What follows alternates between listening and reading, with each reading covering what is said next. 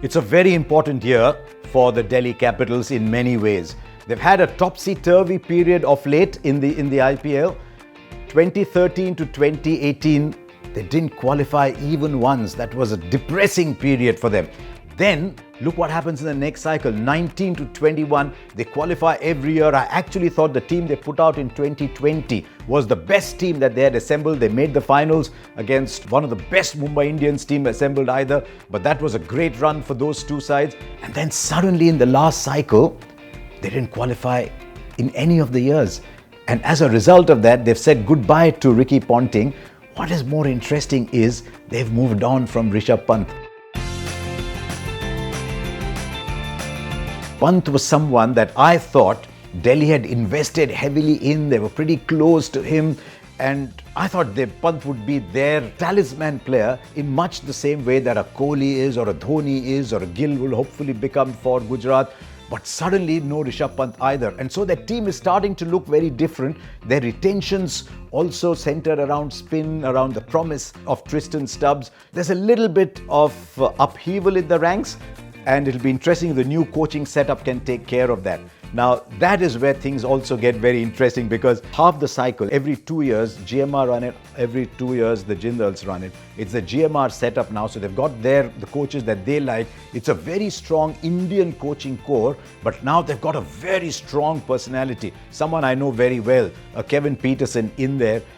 KP has strong views, he's very forward-looking views, but he's a very strong personality. So it'll be interesting to see how Hemang Badani and Kevin Peterson come through. So that'll be one of the factors for Delhi. The other is what kind of surface do you have at Delhi? Sometimes it's low, sometimes it's suddenly full of runs.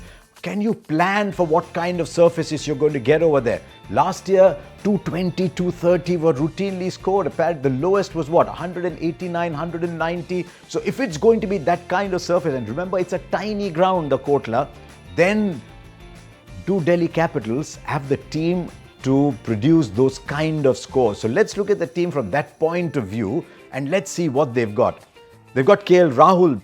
Now, KL Rahul has got to somehow shed those inhibitions, shed the idea of making 500, 600 runs and go back to being just this wow stroke player. When KL Rahul is stroking the ball, you want to drop everything you're doing and just watch. They need that kind of KL Rahul, because you look at the power play numbers, KL Rahul is among the lowest, just about 125 or thereabouts for KL Rahul.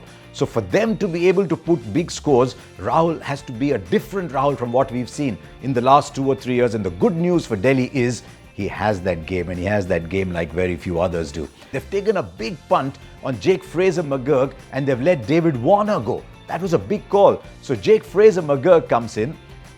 If they want to make it even more powerful, they can actually open with Faf du Plessis, who they've got at base price. Can you imagine? Captain of RCB 1 year. It's a steal to get someone like Faf at base price. They can actually open with Faf and Jake Fraser-McGurk and have KL Rahul at number 3. So let's see how that slots up then.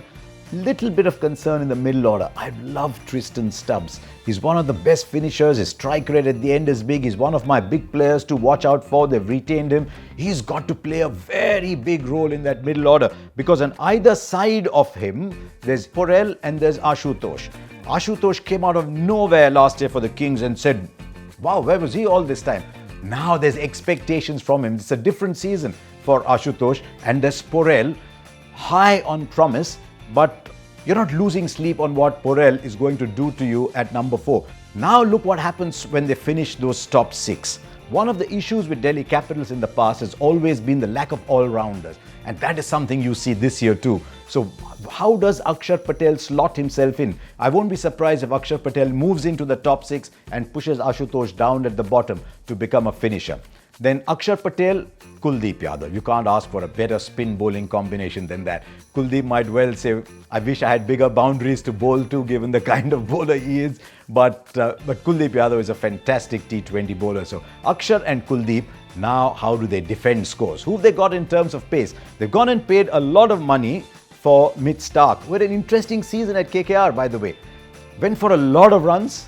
When it came to the playoffs, though, the big player just announced himself. His performance in the semis and the finals was outstanding. So they've got Mitch Starc And Stark will be fit. He didn't play the Champions Trophy. He said personal reasons, but obviously he'll be trained and fit to play. So mid Stark. Then they've got Mukesh Kumar, Natarajan to bowl at the death. And you don't hear too much of Natarajan right through the season. He always bowls well at the death. And I think they could use Mohit Sharma as maybe an impact sub to add to the bowling.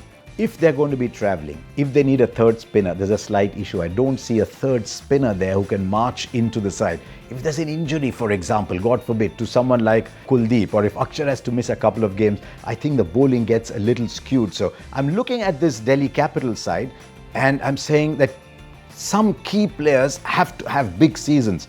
KL Rahul has to have a big season. Tristan Stubbs has to have a big season. The two spinners and Mid Stark has to have a big season. So if these key players have big seasons, then Delhi Capitals can look ahead and march into the playoffs. But for that to happen, these five have to do well.